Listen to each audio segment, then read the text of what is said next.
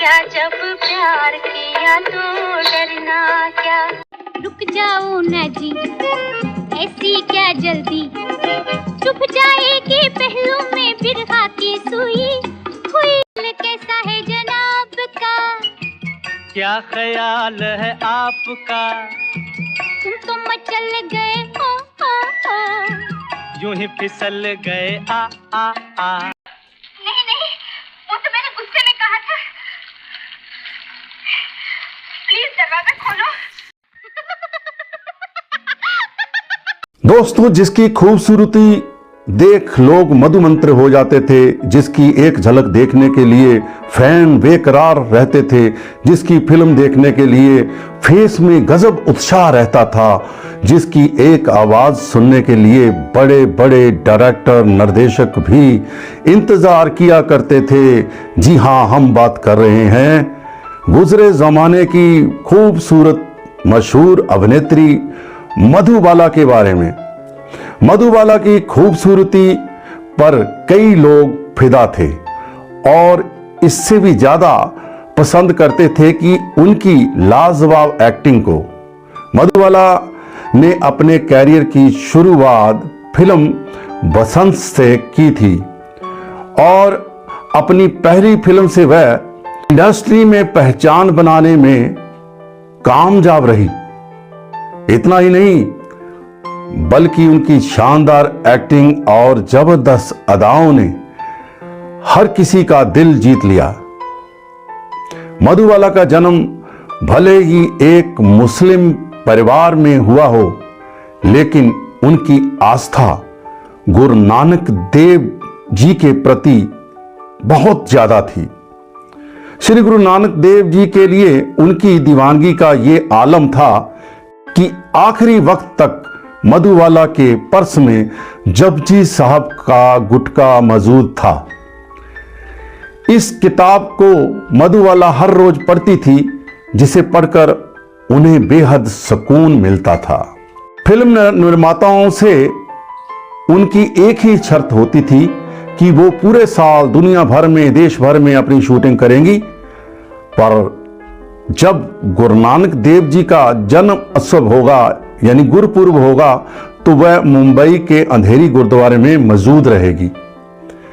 अपनी इस शर्त को वो प्रोड्यूसर के साथ होने वाले एग्रीमेंट में भी लिखवा रखती थी। मधुबाला के इस्लामिक होने के बावजूद उनकी श्री गुरु नानक देव जी के लिए इस कदर की दीवानगी का खुलासा उस दौर के मशहूर संगीत निर्देशक एस महेंद्र ने किया था।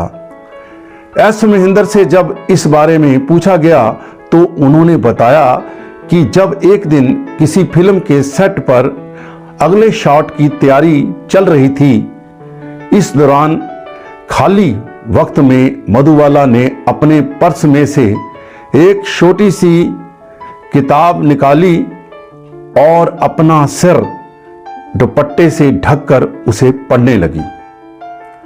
जब कुछ देर बाद उन्हें सीन शूट करने के लिए बुलाया गया, तब वो अपना पर्स और वह किताब मेरे जिम्मे शॉट देने के लिए चली गई।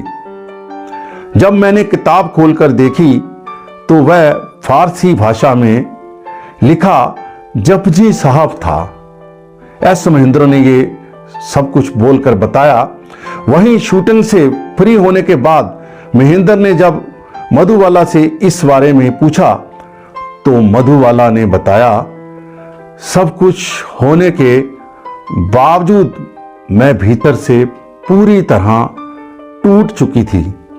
तब एक दिन मेरे एक जानकार अंधेरी के गुरुद्वारे में ले आए। दर्शन के बाद वहां के ग्रंथी को जब मेरी परेशानी के बारे में बताया तो उन्होंने रोज जपजी साहब का पाठ करने का सुझाव दिया। क्योंकि मुझे गुरमुखी नहीं आती, लिहाजा मैंने फारसी भाषा में छपी यह किताब मंगवाई। तब से मैं इसे हर रोज पढ़ती हूँ। वहीं इसको पढ़ने के बाद एक अजीब सा सुकून व शांति मिलती है। अंधेरी गुरुद्वारे के ग्रंथी बताते हैं कि सन 1969 में अपनी मौत से 7 साल पहले मधुबाला ने इच्छा जाहिर की थी कि वह गुरु नानक देव जी के जन्म उत्सव पर गुरुपुरब पर लंगर की सेवा देना चाहती हैं। उस दिन के लंगर पर जितना भी खर्च आता उसका चेक वह गुरुद्वारा कमेटी को दे देती और यह सिलसिला लगातार 7 साल तक चलता रहा। उनकी मौत के बाद करीब 6 साल तक उनके पिता ने यह सेवा संभाली।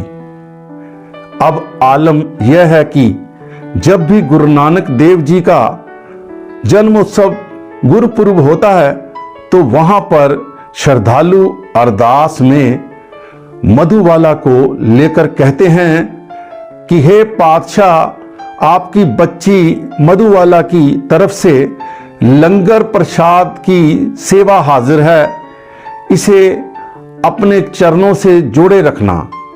यानी कि मधुबाला भले ही इस दुनिया को अलविदा कह गई है, लेकिन मधुबाला इस गुरुद्वारे में आज भी जीवित है, आज भी मौजूद है।